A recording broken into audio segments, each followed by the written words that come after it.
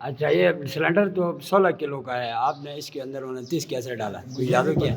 हाँ मुझे इसका इस चीज़ का कोई मेरे गाड़ी पे पेट्रोल सीएनजी हाँ हाँ। दोनों पे चलते थे, तो इस चीज़ का मुझे इल्म नहीं। ये जो सिलेंडर है आपके सीएनजी पे चलाने के लगाया था? नहीं, सिर्फ इसी काम के लिए? पहले लगा हुआ था, ओरिजिनल सिलेंडर था वो पेट्रोल सीएनजी पे था, वो गाड़ी ड्राइवर का पास था, वही चलाता था।